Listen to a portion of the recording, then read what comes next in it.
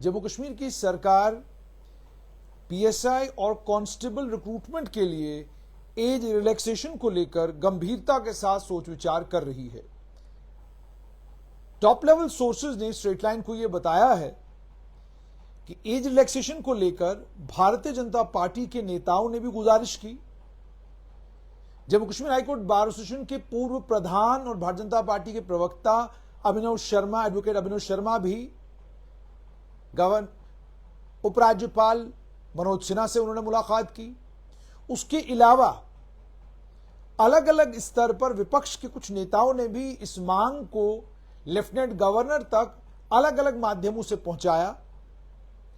National conference के नेतृत्व ने भी इस मांग को दोहराया भी और इस मांग पर अपनी चिंता भी जाहिर की।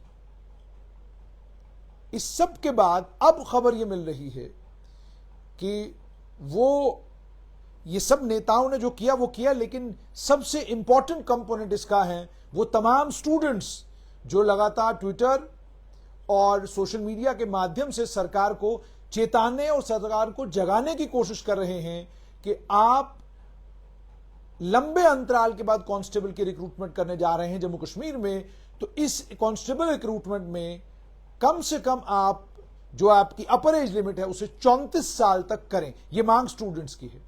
लेकिन अब सूत्र ये बता रहे हैं कि सरकार मांग मानेगी, मगर इसमें 2 से 4 साल की ही राहत मिल सकती है, इससे ज्यादा राहत सरकार नहीं देगी। उसका कारण यह है कि जम्मू कश्मीर पुलिस हो और अदरवाइज भी पूरे देश भर में गृह विभाग से जुड़े हुए जितने भी ऑफिसर्स हैं, उनका यह मानना है कि अगर हमें आतंकवाद, अलगाववाद, ड्रग ट्रैफिकिंग, करप्शन के खिलाफ लड़ाई लड़नी है तो हमको वो युवा चाहिए जो तेज तर्रार हो और छोटी उम्र वाले हो, ताकि लंबे समय तक वो जम्मू कश्मीर पुलिस में सेवा कर सकें, लंबे समय तक वो अलग अलग राज्यों की और केंद्र शासित प्रदेश की पुलिस में सेवाएं दे सके।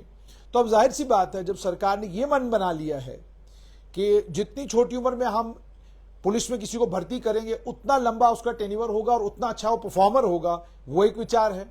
लेकिन वहीं पर जब आप स्टूडेंट से बात करते हैं तो वो ये कहते हैं कि ये विचार तो सरकार का अपनी जगह ठीक है, लेकिन सरकार के पास क्या पैमाना है जिस पैमाने का इस्तेमाल करके सरकार ये कह रही है कि 32 साल या 34 साल का जो युवा है वो फिट नहीं है, उसे पीएसआई या उसे कांस्टेबल बनाया तो वो उस तरीके से काम नहीं कर जिस तरीके से 28 साल का, 26 साल का, 24 साल का नौजवान काम कर सकता है। अब जाहिर सी बात है, स्टूडेंट्स ने इसमें तर्क भी दिए। उन्होंने कहा कि आप यहां पर तो कहते हैं, लेकिन देश भर में अलग अलग राज्यों में, केंद्र शासित प्रदेशों में उम्र जो कांस्टेबल की है वो 34 भी है, 36 भी है। हालांकि मेजॉरिटी जगहों पर आज अगर आप देखेंगे तो 28 वर्ष पर कैपिंग कर दी गई है। मगर यहां जम्मू कश्मीर के बच्चों का ये कहना है कि 2 बड़ी परेशानियां, एक तो ये कि यहां पर प्राइवेट सेक्टर बहुत कमजोर है, नंबर 2 यहां सरकारी मुलाजमत के अलावा कोई दूसरा ऑप्शन नहीं है, और नंबर 3 कि यहां भर्ती लंबे समय के बाद आती है। तो भर्ती जब इतने लंबे अंतराल के बाद आ रही है तो उसके बाद जो बच्चे 2012, 13, 14, 15, 16, 17, 18 में एलिजिबल हुए, उनका क्या कसूर है अगर उनके टाइम में भर्ती नहीं आई और अब आप भर्ती जो है 2024 में करने जा रहे हैं, तो इसमें उन बच्चों का क्या कसूर जो एलिजिबल 2012 और 2024 के बीच में हुए हैं। और उनमें से कई बच्चे वो हैं जिनकी उम्र 21 साल थी साल 2014 में, अब आप उसमें 10 साल ऐड कर लीजिए, आज उनकी 31 हो गई, तो इनएलिजिबल हो गए और रिक्रूटमेंट आ गई। इसी तरीके से जो 2016 में 21 साल के थे आज 29 के हो गए, वो भी इनएलिजिबल हो गए।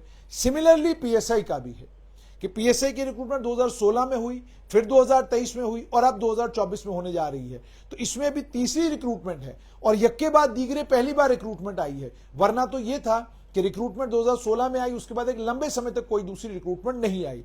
तो बच्चों का यह कहना है कि इतना लंबा वक्त लगता है, उसमें बहुत बड़ी तादाद में बच्चे इनएलिजिबल हो जाते हैं। तो इसीलिए बच्चों का यह मानना है कि कम से कम सरकार को इस बात का ख्याल करना चाहिए कि जो बच्चे 2000 ताकि वो कंपीट कर सकें, और अगर कंपीट करने के बाद वो बाहर हो जाते हैं तो जाहिर सी बात है सरकार के ऊपर कोई इल्जाम नहीं आएगा, मगर उनको कंपटीशन में उतरने ही नहीं देना, ये उनका कहना है कि ये जो सरकार का एटीट्यूड है, ये जो सरकार की अप्रोच है, वो अप्रोच ठीक नहीं है।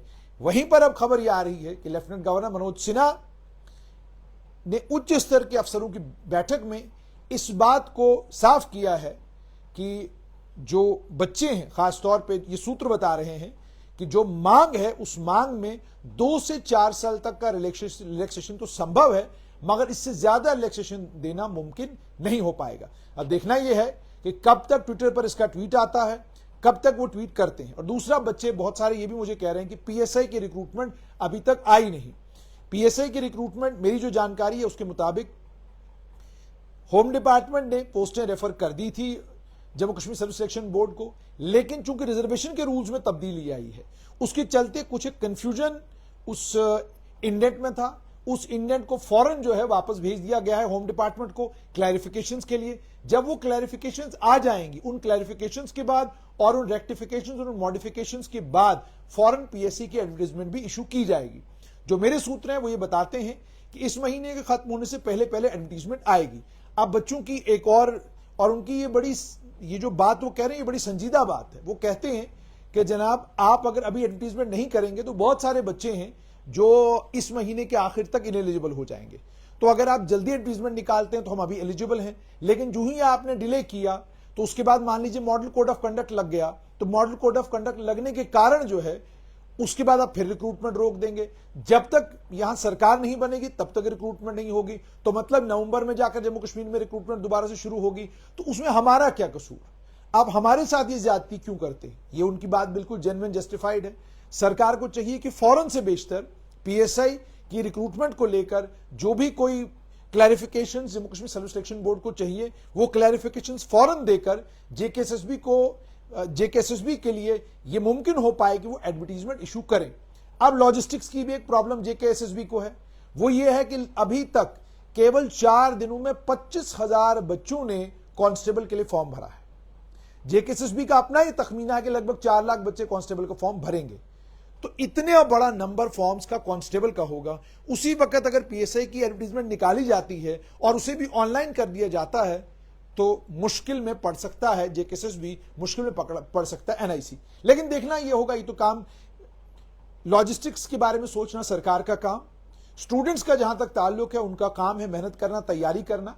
लेकिन यह बात स्टूडेंट्स की जेन्युइन है, जस्टिफाइड है कि उन्हें एज रिलैक्सेशन मिलना चाहिए। उसका कारण मैंने आपको बताया कि यहां रिक्रूटमेंट जिस जाब्ते के साथ और जितने लंबे लंबे अंतराल के बाद होती है, उसके बाद तो एज रिलैक्सेशन देना बनता है।